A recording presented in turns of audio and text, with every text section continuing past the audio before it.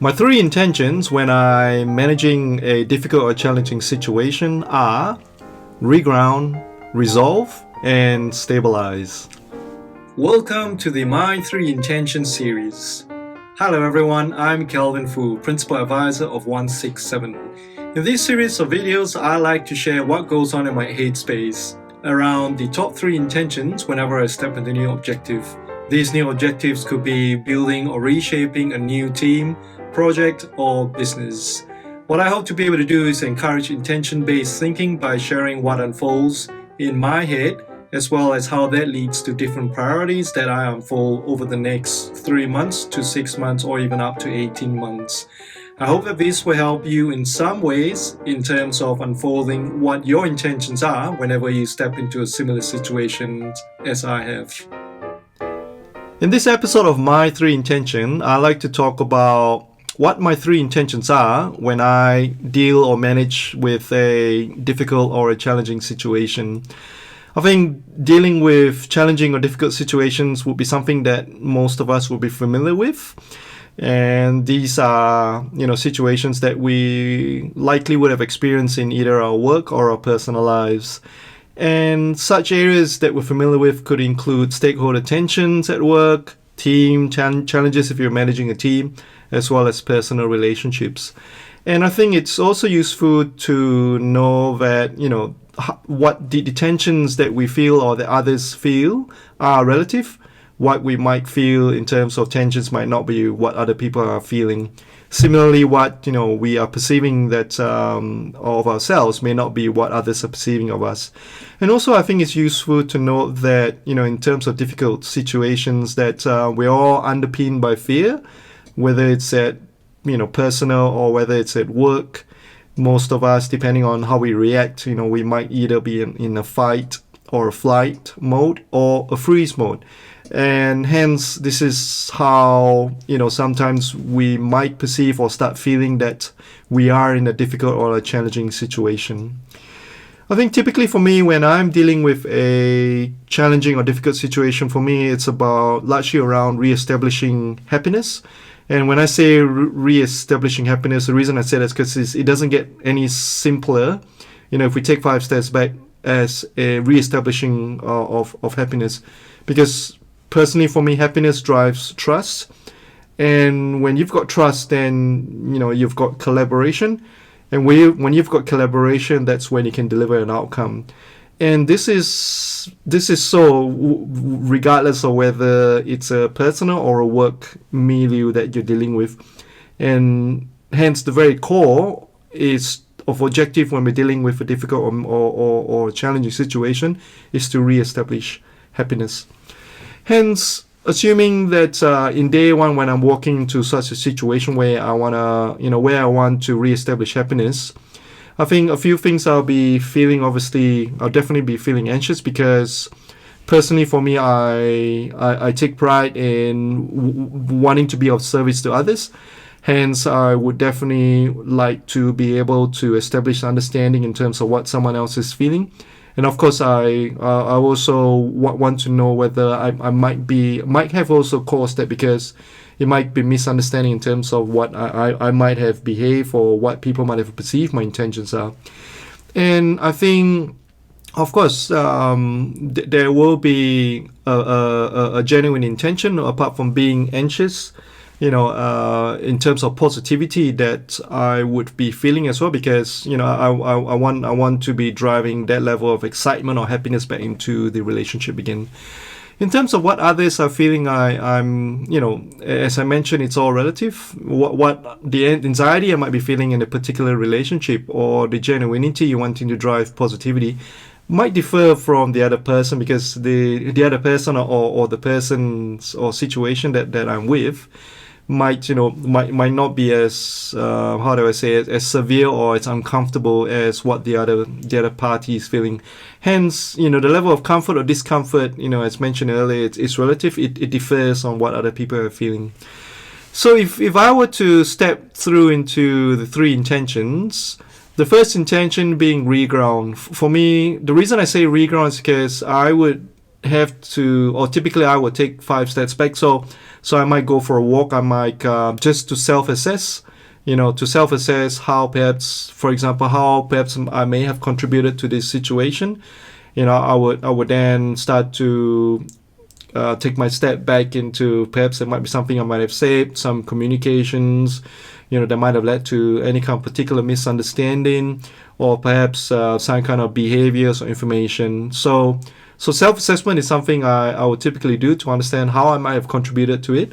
I will also try to understand, am I the only one feeling like this, right? To try and put myself in a position where, am I the only one feeling maybe I'm a little bit overly sensitive about the situation? Maybe no one is feeling the same way, and then the other area is I will start to think about, are there any other areas that I might have been able to have done better, as well as are there any areas I could have done better on, right? So it's not just wondering, but also clearly knowing that there are areas that I could have done better on. I think self-assessment, as I mentioned, as the first, as the first area within Reground is important, because I think having that level of self-awareness to understand whether we might have contributed to it. So take as in, putting the pause button on ourselves and reviewing what we might have done or contributed to this particular difficult situation is important. The second area under Reground would be to see through the eyes of others. Hence, really, in that sense, putting on or the goggles of others or seeing through the eyes of others, as in, being able to reflect and center myself and then take a backward view or looking in the mirror of how the other person might have been feeling, because there are others who might be feeling that actually didn't matter, or there might others who might have been feeling that perhaps I might have been insensitive. So I think we've always got to give even ourselves the doubt, right, that we might not have done something, or we might not have delivered a particular message or enacted a message that was originally our intention. And by being able to enact ourselves in seeing through the eyes of others, then allows us to then match up with our self-assessment. And because to understand that how we might have made others feel or how others might have felt. And the third area in terms of regrounding would be to seek trusted feedback. And that is, typically if self-assessment and also the intention of seeing through the eyes of others did not lead to me feeling comfortable, or it made me feel that perhaps I need, a bit more information on how I might have behaved or how other people might have felt. All right, then that's where I will then seek trusted feedback, because seeking trusted feedback would mean, I'm hearing the opinions of others, or perhaps, we're going through a particular coaching session in which I'm able to clarify. The trusted person I'm speaking with is coaching me through what I'm feeling, and also figuring out together, what could have done better, as well as what I should do next in the next step. The other thing is, when I seek trusted feedback as well, is really understanding, be able to connect again, right? Because obviously, as I mentioned, we have done the self-assessment. I would have seen through the eyes of others, and now I would also have seek the trusted feedback of an individual or couple of individuals, and just knowing whether these opinions that I'm receiving, are they impartial? That's another thing. Hence, in combination, Reground has got self-assessment, the ability to see through the eyes of others, as well as seeking trusted feedback. And after Reground would be resolve. And for me, resolving is all about leaning into a situation, and hence is about, for example, being truthful and ability to express impasse or challenges to a particular situation, where, of course, situation means, it's their stakeholders, or it's a loved one or a team member. To be able to, for me, is to be able to cut to the chase and be honest and be truthful, and not being afraid to be vulnerable, to express that, hey, I feel there's some kind of impasse, or maybe there's something that I might have said or done that might have caused discomfort. I think that's important. It's the first step to leaning. The second thing to consider when I'm leaning in as well, as part of resolving, is to be genuine. To be genuine with someone in the ability to express that, hey, I would like for us to overcome that it was not intentional, and to express that and to demonstrate that sincerity. And also, as part of leading, is to be honest, right? The ability to be honest, and when I say honest, means be honest that, hey, of course, I'm sure that there are areas that I might have not handled the situation in the way that I would like. It's absolutely unintentional, and if of course, I would like to know where I could have done certain things better and handle the situation better. And lastly, within the space of leaning, is to be open to listening. And when I say open to listening, if you have chimed into a listening video of mine that I've posted, it's about listening without judgment or cynicism, right? So really, it's not just being truthful, being genuine, being honest, but also being open to listening without any judgment or cynicism when someone is sharing information to you. So under resolve, we got lean in. The second was we got clarify. And clarifying, then, after we have leaned into a situation to express what we feel, then is to listen into the other side of the story, right? To see through their eyes, because now you're hearing them. It's different to reground part where, when I'm regrounding myself, now I'm actually clarifying with the person, after creating that opening. And also, by seeing through the eyes, then it enable me to ask clarifying questions, right? To clarifying questions would then enable me to get a much more clearer picture in terms of being empathetic to what they're feeling. It's not about me, it's about how they would have felt.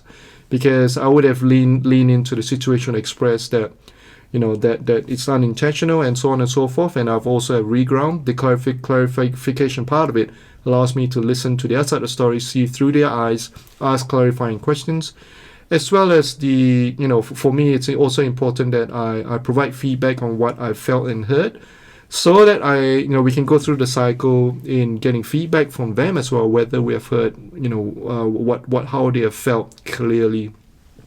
Again, it might sound very simple and straightforward in clarification.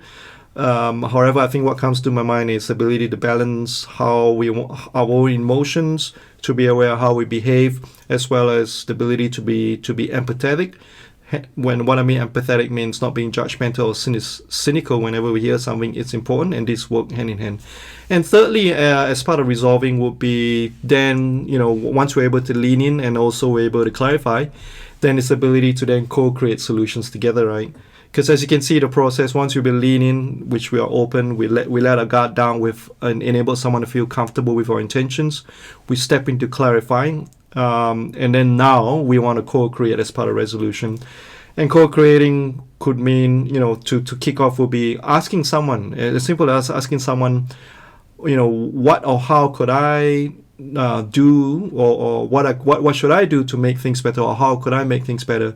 Because then you clearly understand what works for them, rather than trying to guess or trying to presume what we feel might work better for them. Typically, I would say I would much prefer to ask them, how could I do things better?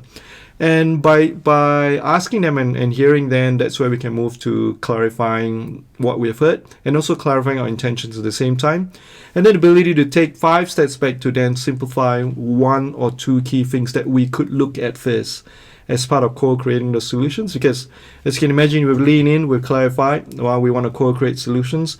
And then we want to narrow it down to what are the, it could be several steps, right? Or it could take some time, or it might be just too much within that particular conversation of day one that we're starting. Hence, it's, for me, I always believe it's better to narrow it down, to simplify to maybe 1 or just 2 key things we can start with. Too much can be quite difficult for people to consume. And for me personally, I think it's always good to start with 1 or 2, and then we can work through there. And the 4th item under resolve, after lean in, clarify, co-create, is to implement. So really coming together, as now that we know we have progress, it's then to be able to put a plan together, to be able to get some kind of a buy-in if it's a group of stakeholders, a group of people. Even if it's your personal relationship, you also need to be able to buy into the plan that you have agreed in terms of delivering that solution, as well as then going through preparations, whether it's across team, whether it's across your loved ones or your family, to be able to prepare on how we're going to then roll out those, those action plans to deliver the solutions, right? And then, of course, finally, as part of implement is to get things done to deliver. Hence, we got reground, we got resolve, and finally, we got stabilize. So I think it's important that in many instances or many experiences that I've, whether it's at work, or in the personal lives of others, and even in my personal life, sometimes we get too caught up in after we have regrounded ourselves, we have moved into resolution, or straight through from leaning, clarifying, co-create, and implementing the solutions. We then do not pay enough attention to stabilize the situation, right?